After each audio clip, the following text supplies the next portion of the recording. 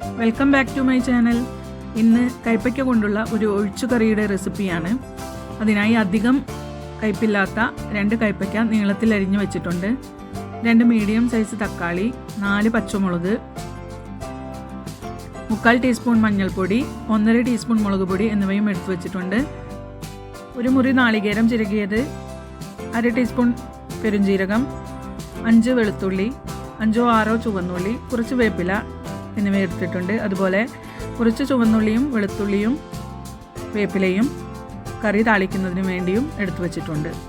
ഇനി ഒരു ചട്ടി അടുപ്പിൽ വെച്ച് 1 ടീസ്പൂൺ വെളിച്ചെണ്ണ ഒഴിച്ച് കൊടുത്തതിന് ശേഷം നാളികേരം നമുക്കൊന്ന് വറുത്തെടുക്കാം.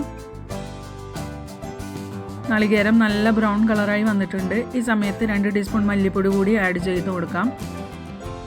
അതിനുശേഷം മല്ലിപ്പൊടി നന്നായി ഒന്ന് ചൂടാകുന്നത് വരെ കൂടി ഇളക്കി കൊടുക്കാം. മല്ലിപ്പൊടി നന്നായി ചൂടായതിനു ശേഷം ഗ്യാസിൻ്റെ ഫ്ലെയിം ഓഫ് ചെയ്ത് കൊടുക്കാം.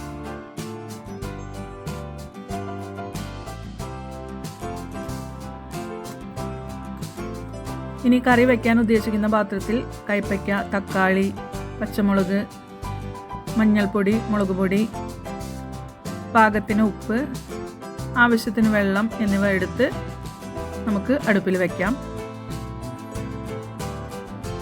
കറി നന്നായി വെന്ത് വരുന്ന സമയത്ത് വറുത്ത് വെച്ചിരിക്കുന്ന നാളികേരം നല്ല വെണ്ണ പോലെ അരച്ചെടുത്ത് അതിലേക്ക് ചേർത്ത് കൊടുക്കാം. ഇപ്പോൾ നമ്മുടെ കറിയെല്ലാം നന്നായി വെന്ത് വന്നിട്ടുണ്ട്. ഈ സമയത്ത് നമുക്ക് നാളികേരം ഒഴിച്ചു കൊടുക്കാം. നാളികേരം കറിയിലേക്ക് നന്നായി ഇളക്കി യോജിപ്പിച്ച് കൊടുക്കാം. നാളികേരം ഒഴിച്ചതിന് ശേഷം ഏത് കറിയാണെങ്കിലും ഒരുപാട് തിളപ്പിച്ചെടുക്കരുത്. 4 ഭാഗത്തു നിന്നും തിള വന്ന് തുടങ്ങുന്ന സമയത്ത് തന്നെ ഫ്ലെയിം ഓഫ് ചെയ്ത് കൊടുക്കണം.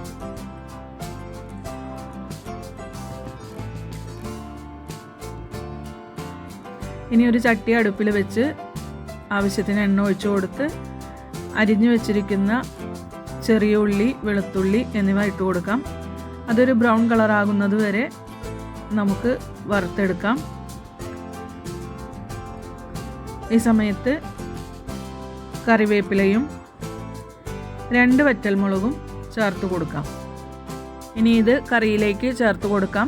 കറികളിലേക്ക് താളിപ്പ് ചേർത്തതിന് ശേഷം ജസ്റ്റ് ഒന്ന് ഇളക്കി ഒരു മൂടി വെച്ച് കറി നമ്മൾ മൂടി വെച്ചാൽ വിളമ്പുന്ന സമയത്ത് ഇതിൻ്റെ ഫ്ലേവേഴ്സ് എല്ലാം ആ കറിയിലേക്ക് കിട്ടിയിരിക്കും.